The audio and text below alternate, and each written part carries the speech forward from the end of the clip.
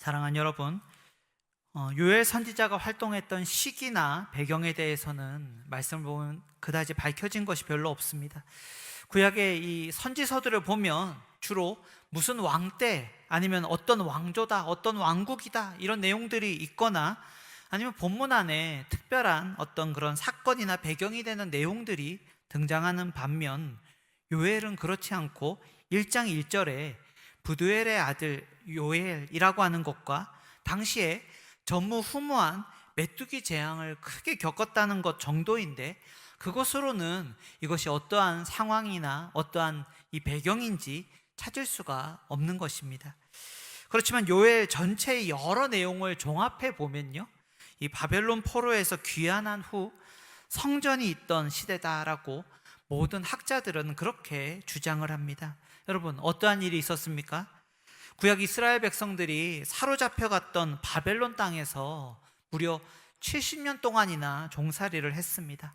그러다가 정말 기적 같은 하나님의 약속대로 고향 땅 이스라엘로 그들은 돌아오게 되었습니다. 이 포로에서 귀환한 이스라엘 공동체는요, 먼저 허물어진 예루살렘 성전도 세웠고요, 또 성벽도 다시 재건했습니다. 그러나 이스라엘은 독립된 나라가 아니었습니다. 페르시아 제국에 속한 아주 작은 자치 구역을 그렇게 할당받아 제국이 파견한 총독의 관리를 받고 또 제대로 된 군대도 조직할 수가 없었습니다.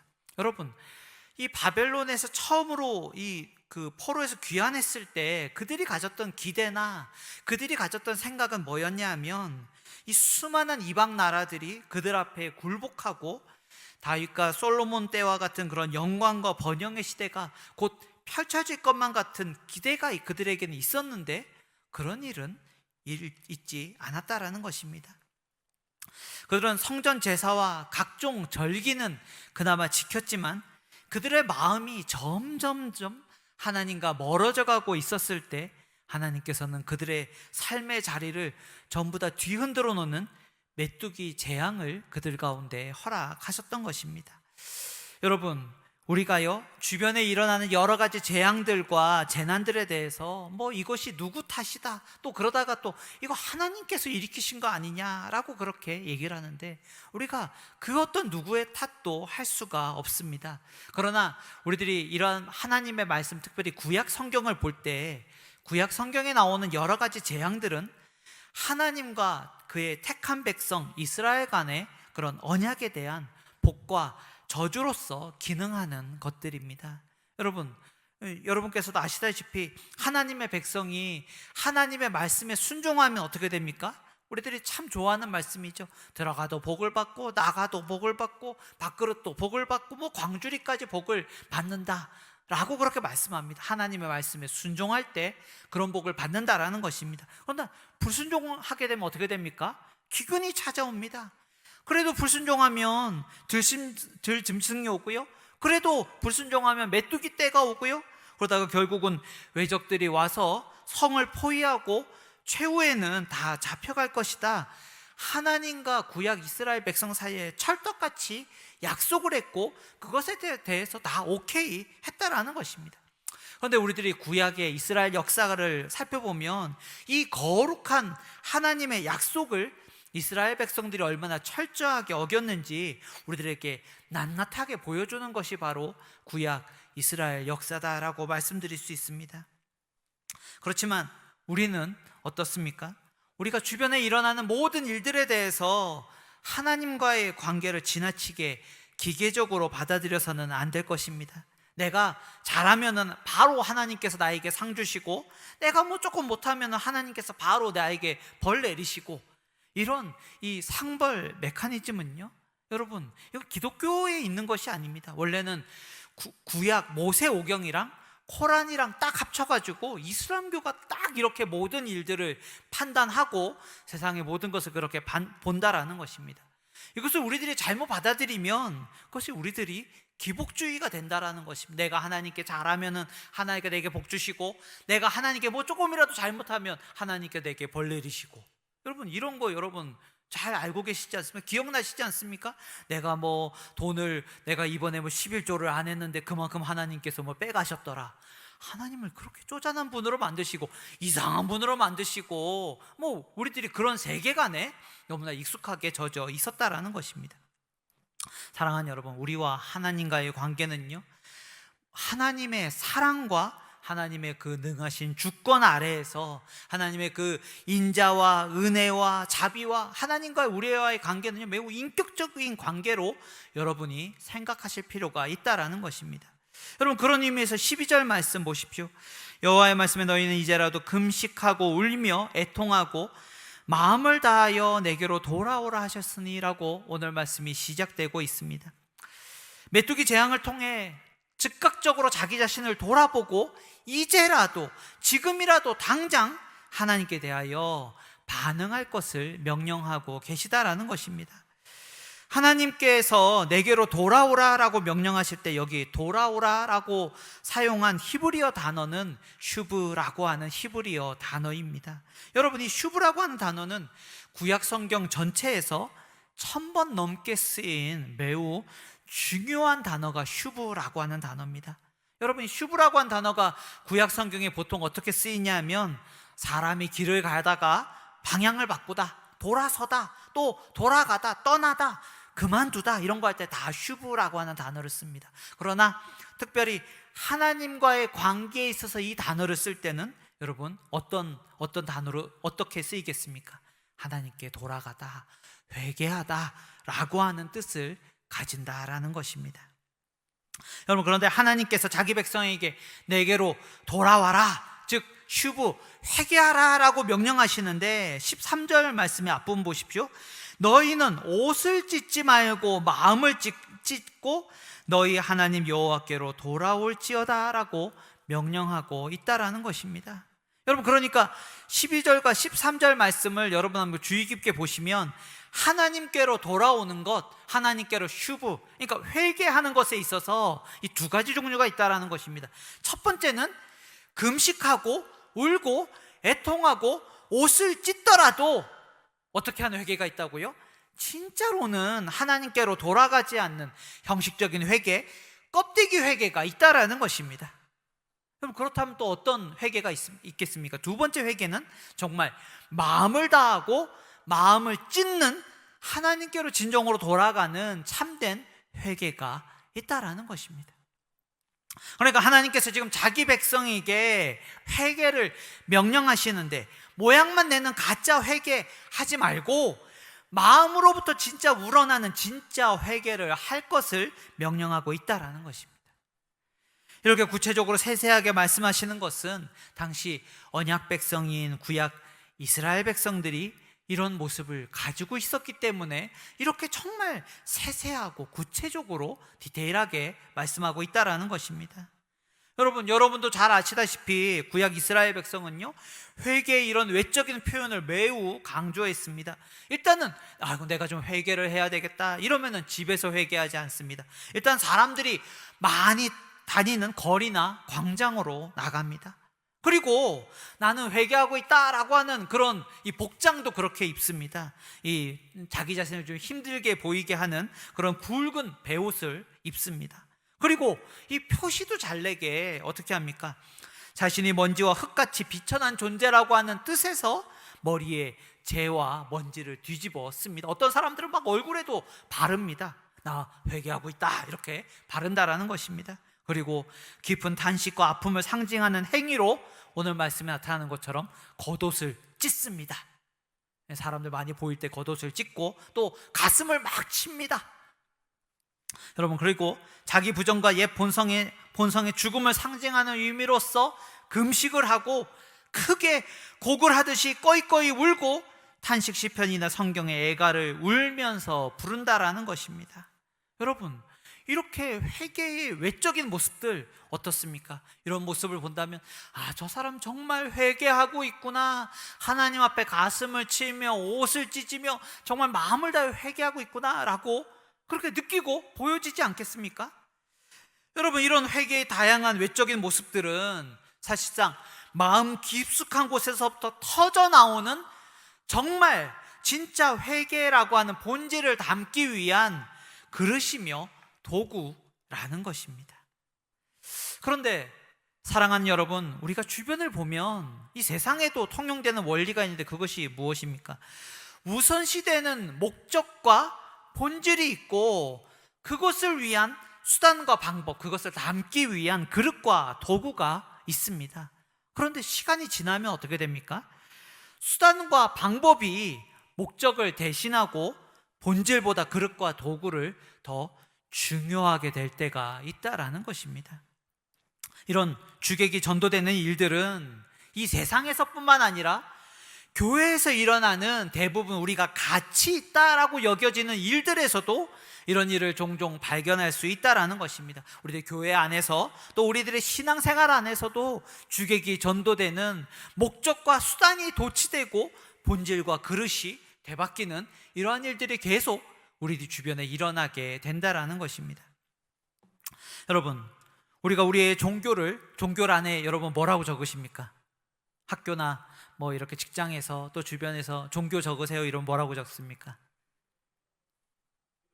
예, 기독교로 적으시죠. 예, 너무 자신 없게 얘기하셔서 우리 정확하게 말한다면 기독교는요, 제가 몇 번 말씀드렸지만 기독교는 사실은 이 스펙트럼이 좀 넓습니다. 기독교 안에는 개신교도 들어가고요, 천주교도 들어가고 이 정교에도 다 들어가는 것이 바로 기독교라고 하는 범주입니다. 그래서 우리는 우리의 종교를 안에 적을 때 사실은 이 엄격하게 얘기한다면, 정확하게 얘기한다면 개신교라고 이렇게 적어야 됩니다.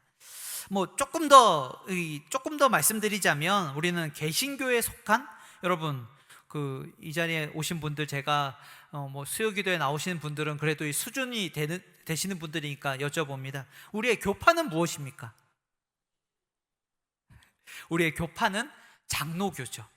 우리의 교파는 그러니까 개신교에 속한 우리는 장로교입니다. 그리고 우리 교단은 무엇입니까? 고신. 고신 이제 처음 하시는 분도 계시죠. 우리는 개신교에 속한 장로교파고 그리고 고신 교단이다라고 수요기도에 나오신 분들은 이 정도까지는 그렇게 아셔야 된다라는 것입니다. 여러분, 사실상 우리가 속한 개신교가 시작한 날은 1517년 10월 31일입니다. 우리는 이 날을 종교개혁 기념주일로 그렇게 우리는 지킵니다. 이 날은 독일의 젊은 신부였던 마틴 루터가 자기 마을에 면죄부 판매상이 온 것에 대해서 매우 분노하면서 이거 정말 성경에 위반된 거, 이거 정말 잘못된 것 같다. 교황님, 주교님, 이거 정말 잘못된 거 아닌가요?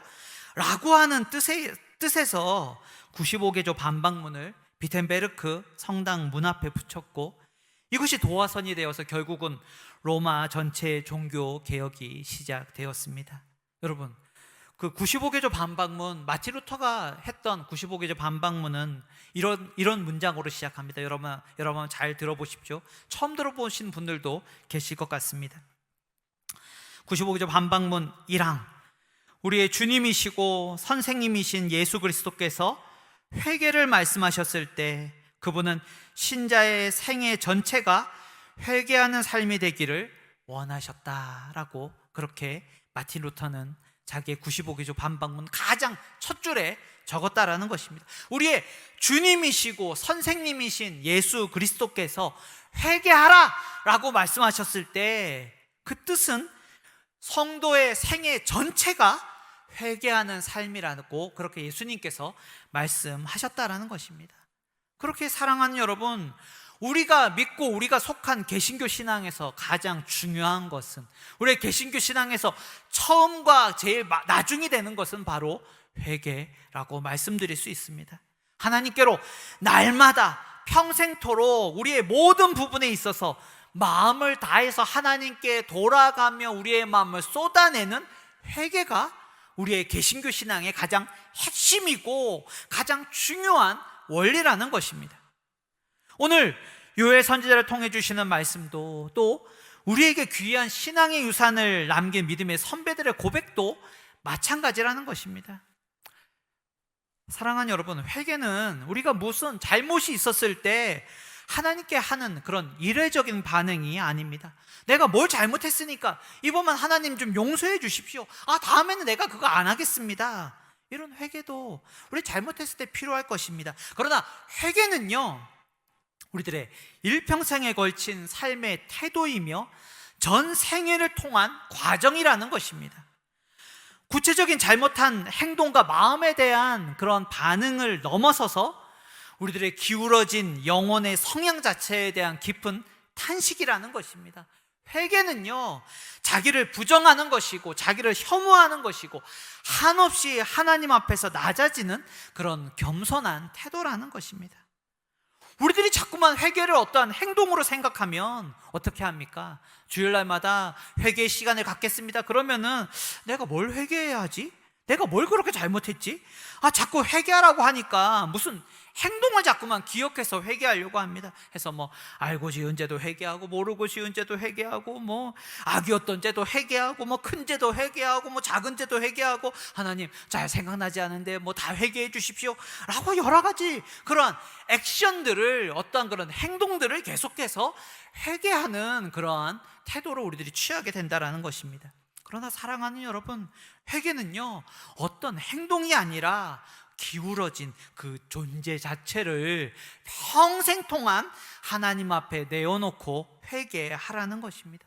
혹시 오늘 본문에 등장하는 거룩하신 하나님께 돌아가는 것이다 라고 말씀드릴 수 있습니다.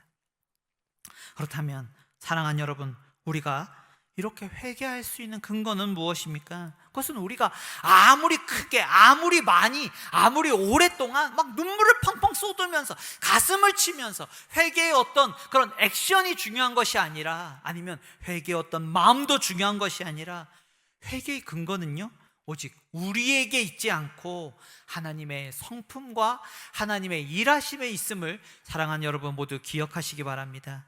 그렇게 13절 말씀 한번 보시기 바랍니다. 너희는 옷을 찢지 말고 마음을 찢고 너희 하나님 여호와께로 돌아올지어다. 그는 은혜로우시며 자비로우시며 노하기를 더디하시며 인애가 크시사 뜻을 돌이켜 재앙을 내리지 아니하시나니라고 말씀하고 있습니다. 사랑하는 여러분, 여기 중간에 속한 하나님의 성품이 어떻다라고 말씀하고 있습니까? 하나님은 은혜로우시고 또 자비로우시고 노하기를 더디하시고 인애가 크시다라고 말씀하고 있습니다. 우리 한번 이 부분 같이 한번 읽어볼까요? 13절 중반절 우리 같이 한번 자신의 성경책 우리 한번 또박또박 한번 읽어보도록 하겠습니다. 그는 서부터 읽도록 하겠습니다. 시작.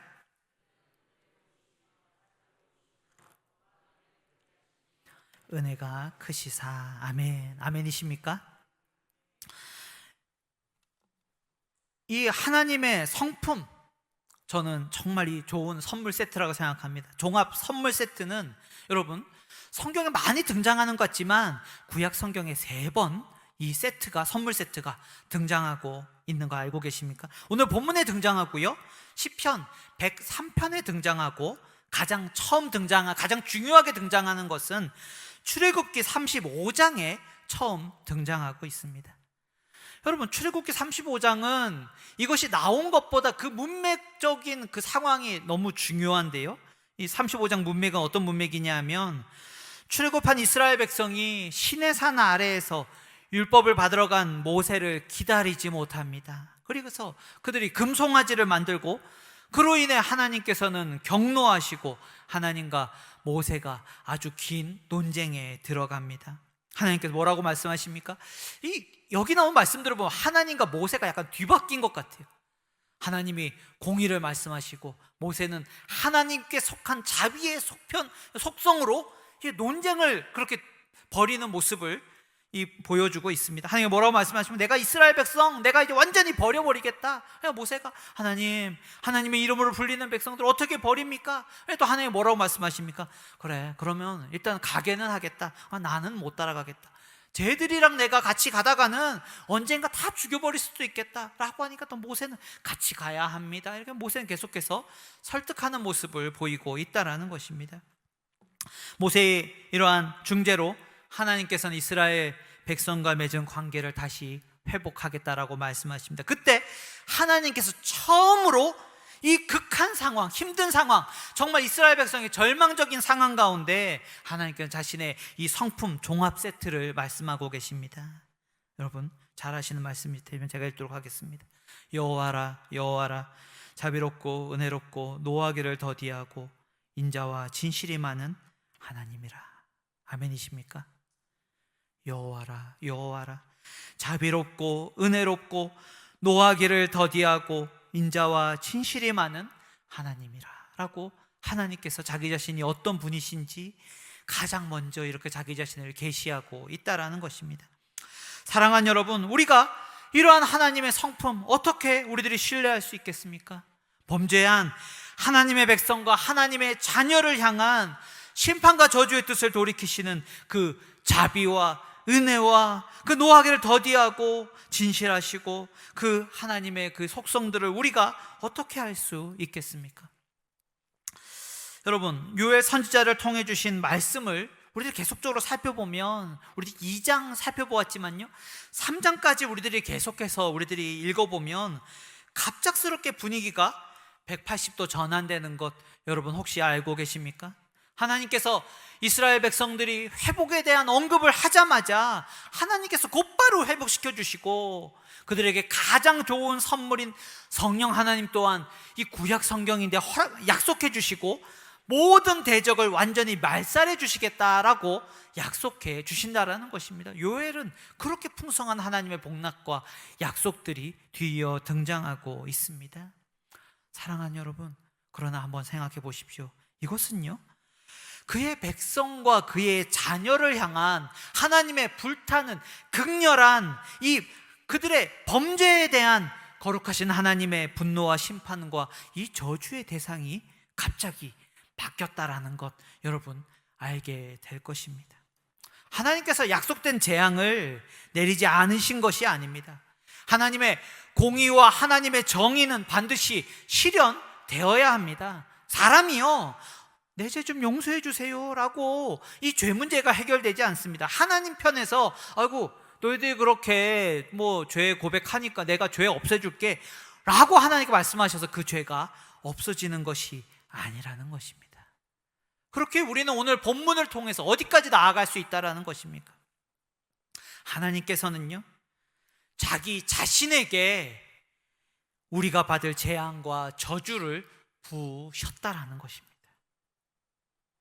하나님의 어린 양 예수 그리스도께서 그 겸손하고 온유하신 분께서 자비롭고 은혜롭고 노하기를 더디하고 인자와 진실이 많은 그 하나님, 그 성자 예수님께서 우리를 대신해서 십자가에서 부르짖어 우시고 자신을 낮추시고 자신을 찢어 죽음을 손수 입으셨다라는 것 사랑하는 여러분들 기억하시기 바랍니다. 그렇게 우리는요 하나님 앞에 회개의 삶을 살아갈 수밖에 없습니다. 우리는요 우리의 공로나 우리의 자랑이나 우리의 애씀이나 우리의 그 어떤 종교적인 열심이 아니라 오직 예수 그리스도의 십자가를 볼 때 우리 대신에 그 모든 재앙과 저주와 고통을 친히 담당하신 하나님의 어린 양, 하나님의 하나뿐인 아들 그 예수 그리스도의 십자가를 우리들이 이 시간도 바라볼 때 우리는 우리의 평생의 삶이 우리가 뭘 잘했든지 못했든지 생각이 나든지 생각이 안 나든지 모든 일들 가운데 우리는 평생 동안 회개하며 하나님께 돌아가며 그 예수 그리스도의 은혜를 날마다 누리며 한 걸음 한 걸음 걸어갈 수밖에 없다라는 것입니다. 그렇게 사랑하는 여러분 평생 동안 회개하시기를 주님의 이름으로 축원합니다. 우리의 회개 또한 회개하시기 바랍니다. 우리가 가장 하나님 앞에 회개를 많이 한 것 같은 그 순간에도 하나님 어쩌면 이 순간 나의 회개 가운데서도 나의 자기의 위로움과 나의 공로와 나의 잘남과 이런 것들이 들어가 있지 않습니까? 나의 회개도 주님 앞에 회개합니다. 나의 못남도 주님 앞에 회개하지만 주님 앞에 내가 뭘 하고 있는 것처럼 이렇게 자랑하는 것마저 주님 앞에 회개합니다. 나의 일생의 삶이 회개가 되게 하여 주시옵소서. 예수 그리스도 앞에 그 어떤 것도 자랑하지 말게 하여 주시고 예수님의 그 온전하신 형상만 닮아가게 하여 주시옵소서. 그 은혜만 날마다 누리게 하여 주시옵소서. 나를 더 많이 낮추게 하여 주시옵소서. 나의 시작도, 나의 마지막도, 나의 모든 것도, 나의 죽음에 이르는 모든 순간까지도 회개로 살아가게 해달라고 주님 앞에 그렇게 기도하시고 고백하시고, 그 주님 앞에 떨며 감사하며 기뻐하며 즐거워하시는 우리 모든 성도 되시기를 주님의 이름으로 축원합니다. 기도하도록 하겠습니다.